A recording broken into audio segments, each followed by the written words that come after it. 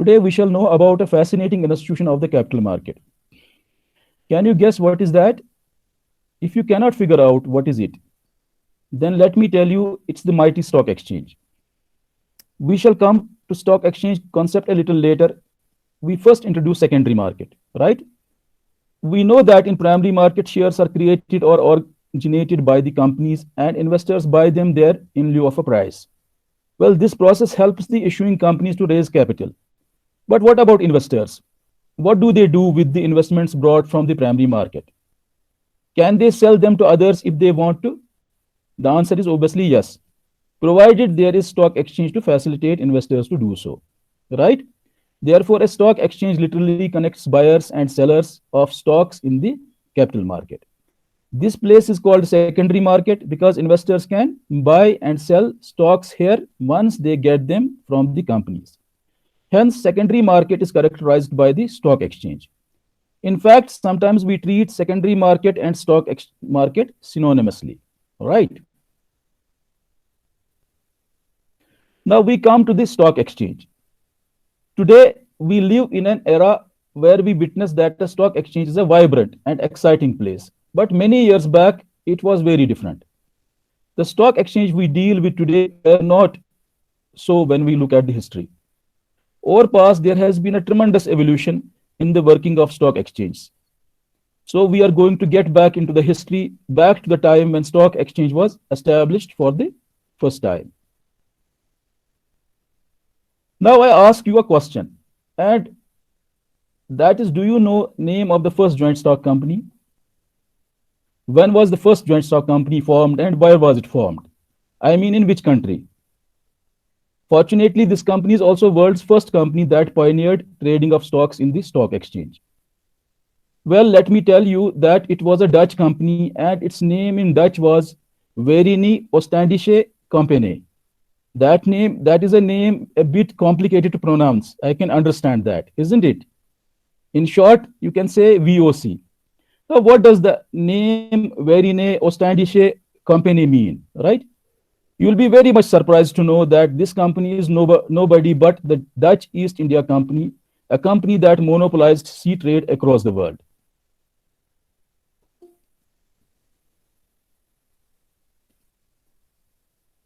Let's explore the business of Dutch East India Company. Those days, there was a common practice of sea trade, right? The Dutch East India Company did something very simple. They sailed all across Europe down towards east to trade in spices. They took very dangerous long sea voyages to ship different spices back to the Europe. Now, group of ships would sail all across under Africa, the coast of Madagascar, crossing through India into Indonesia.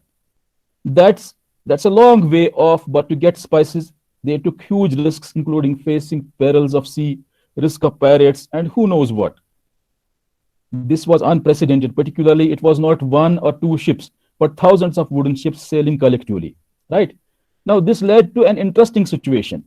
On one side, there were humongous spice trade profits, and on the other side, it involved taking of huge risks in the form of possibility of sinking and pirates, attacks, etc., so on and so forth. Above all, these voyages were also very expensive and therefore required a lot of capital. So what would have they done for raising capital those days? That's a question, which one can, ask. The Dutch East India Company did something crazy, something, nobody had done before. They made very small portions or shares of their company and sold them to the general public. This way, the general public got ownership of the company in small pieces, but the company itself was able to collect capital from many investors. This helped the company to expand business and so increase profits manifold.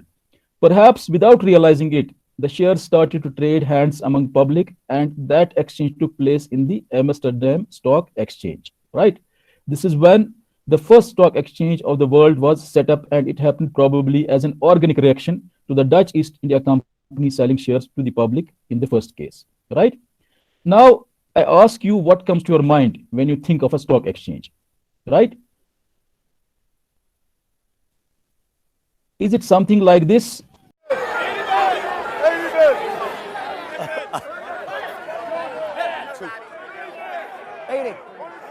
two. 30 on two. No, it looks like something old. Well, we know that as technology has evolved, so has stock market. In past, people used to stand in pits and trade through heavy noise with the help of gestures, like you would have seen in that video clip, right? So it was face to face between brokers, and those days they used to exchange physical shares. Since everything around us has changed, technology has come to this place as well. A stock exchange looks something like this, comprising of server rooms where everything is digital now. All the transactions that are made on the stock exchange are recorded in the digital form. This revolutionary breakthrough of technology has led to the beginning of a new concept called securities trading. This has not only made the settlements efficient and less time consuming, but it has also overcome problem of odds. Now, what's that problem of odds? Now we can trade even with one share as well. That's there is no minimum lot condition which was applicable previously, right? After going through all this discussion, a question that might be haunting your minds is what does a stock exchange do, right? Now, to address that question, I would like to tell you a stock exchange like the Bombay Stock Exchange essentially creates liquidity. What does that mean? That means the liquidity is created by stock exchange by bringing together a lot of buyers and sellers. These buyers and sellers basically want their orders to get matched, and stock exchange does that very efficiently. Now, this is something that only stock exchange can do and would not be possible if buyers and sellers attempt individually, right? So that's what a stock exchange does fundamentally. You must have heard about Sensex and Nifty. What are these? Yesterday, Sensex was up by 400 points and Nifty was up by over 100 points. Now, what does that mean, right? Well, the index tells us about the average movement of the entire exchange. The Bombay Stock Exchange or BSE has about 5,500 stocks listed on it. So on any day, how can we assess whether the stock exchange is up or down?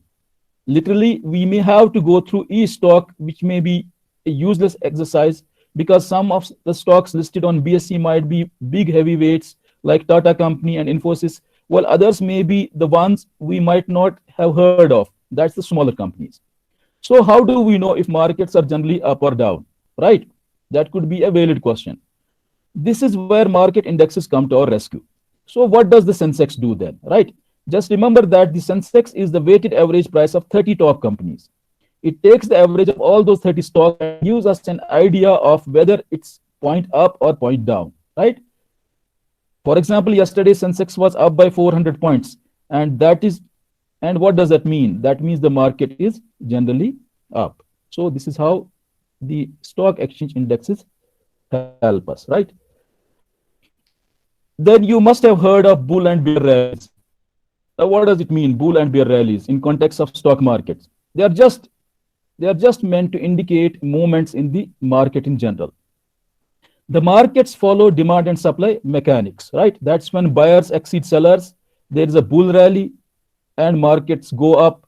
Against this, when sellers outnumber buyers in the market, there is a bear rally and markets come down, right? Why does a bear symbolize fall and a bull rise? The answer is very simple. If you look at the bear, his head is down, but the bull keeps his head always up, right? Now, which one of these, that's bull and the bear, is stronger in causing an effect on the market, right? Many of you may say that it is the bull, but you may be straight away wrong having such opinion. Why? Because surprisingly, it's the bear that is stronger than the bull. You must have seen a market fall is often more severe than an opposite market upside move or rise, right? So that is the reason why a bear is stronger than a bull in context of at least stock market. Otherwise, you may argue that bull is more powerful, right? Now let's understand how does a stock exchange help us, okay? If you look at your screen, you can see, a stock exchange helps us in a number of ways, right? First of all, stock exchange helps us or helps companies to capitalize by selling shares to the investing public, okay? Second, they help public to mobilize their savings to invest in high yielding economic sectors, which results in high yield both to the individual investors and to the national economy in general, right? Third, stock exchanges help companies to expand and grow by acquisition or fusion. Fourth way in which they help economies is that they help both casual as well as professional stock investors to get their share in the wealth of profitable businesses. Fifth, stock exchanges create an environment of market discipline and corporate governance by imposing stringent rules for listing of companies. So listed public companies have better management records than privately held companies. Due to existence of stock exchange, small investors can also participate in the growth of large companies by buying a small number of shares, right? And also stock exchange help government to raise funds for development activities through the issue of bonds. An investor who buys these bonds will be lending money essentially to the government, which is more secure and sometimes enjoys tax benefits also, right? Then finally, stock exchanges also maintain regularly stock indexes, which act as indicators of the general trend in the economy. So this is how stock exchange is instrumental in economic development of a country. Now, for a while, we go through evolution of stock exchange in India. The establishment of stock exchange in India follows the enactment of the Companies Act in the year 1850. In year 1875, the first stock exchange that was in India was named as Native Share and Stock Brokers Association, and it was set up in Bombay, now called Mumbai. This stock exchange is now called the Bombay Stock Exchange or BSE. You might not be knowing probably the BSE is not only the biggest stock exchange in India, but it's also counted among the world's largest stock exchanges as well. Subsequent to setting up BSE until 1937, three more regional stock exchanges were introduced in India at Ahmedabad, Calcutta, and Madras. You know now these places are called, they are no more called Calcutta and Madras, they're known as Kolkata and Chennai. Till 1960, Calcutta Stock Exchange was considered the largest stock exchange of India because it had 48% of the listing of the companies that existed at that time. The Bombay Stock Exchange, which is nowadays considered the largest, that time figured at number 2 with 25% share of the listed companies, right?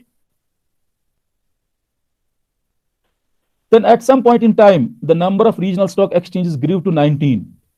Now, with the automation of National Stock Exchange, most of the regional stock exchanges have given up trading in-house. They have now become members of the national stock exchanges and are offering services to their members like big brokerage houses, right? Today, there are 5 national level electronic stock exchanges. The 2 among them are prominent and large ones. They are, you might be knowing the Bombay Stock Exchange and the National Stock Exchange. Then we have, exchanges for smaller size companies. And these exchanges are known as over-the-counter stock exchange of India and interconnected stock exchange, right? Then we have one more stock exchange which has been recently, upgraded, and the name of the stock exchange is Metropolitan Stock Exchange, right? Until recently, the nearest stock exchange to the Jammu and Kashmir state was in Ludhiana. There is no more trading done at this stock exchange now. And like many other regional stock exchanges, it has also become now a member of National Stock Exchange and is offering brokerage services like a big brokerage house to its members, right? You must not be aware that until recently, every company in India had to list both at its nearest regional stock exchange before it could have been allowed to list at the National Stock Exchange, right? Till recent past, the only listed company of J&K, that is J&K Bank, was listed both at Ludhiana Stock Exchange apart from being listed at the National Stock Exchange. But the massive transformation of national stock exchanges has almost made regional stock exchanges irrelevant now. So there is no more local listing requirement for companies in India. They can directly list on the national stock exchanges now, right?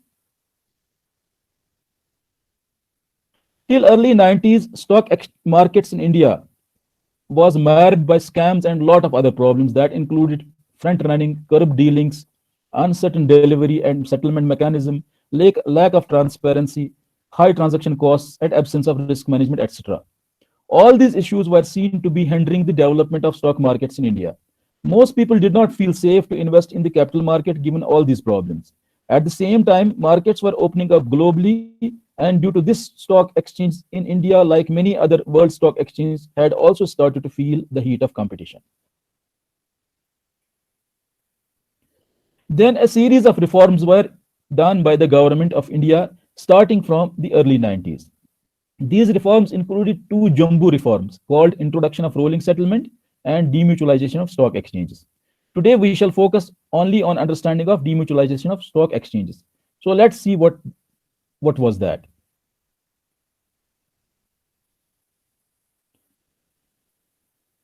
In the beginning, out of all the 23 stock exchanges that existed then, 20 stock exchanges were either limited by guarantee or by shares.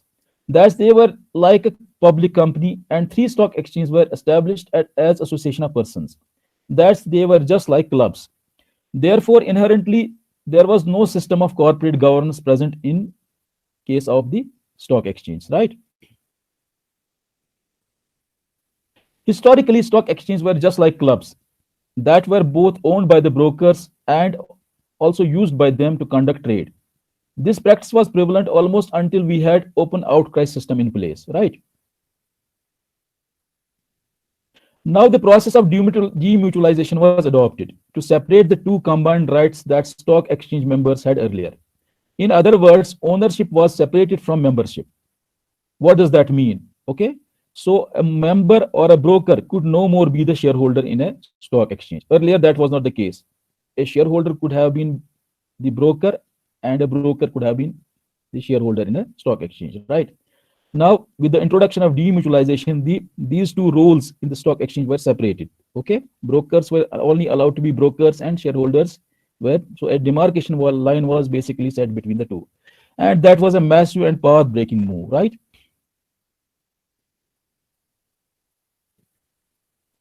This change in the organization of stock exchange resulted in overcoming of many of the previous problems. For example, some of these problems that were successfully done away with by introduction of demutualization included problems like price rigging, recurrent payment crisis, and misuse of official position by the brokers, etc. So what are the benefits of demutualization? Okay, first of all, it has helped to remove conflicts of interest, and it has also created greater management accountability and is taking due care or due consideration of the interests of all the stakeholders, right? The second advantage that was, achieved by introducing demutualization was that the stock exchange became just like corporations and were hence able to raise funds from the markets, right? Finally, it also brought greater transparency in dealings, accountability, and market discipline. So that was our today's discussion on history and working of stock exchange. Hope that it was a wonderful learning experience for all of us. Now is the time to end today's session.